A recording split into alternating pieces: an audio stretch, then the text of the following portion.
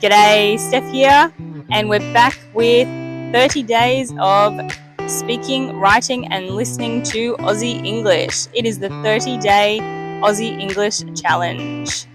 It is day 15.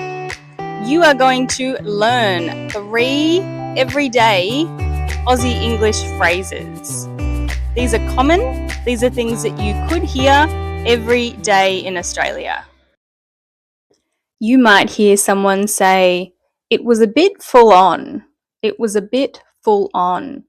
That means that it was intense or busy. You might hear someone say, "Righto, chuck it in."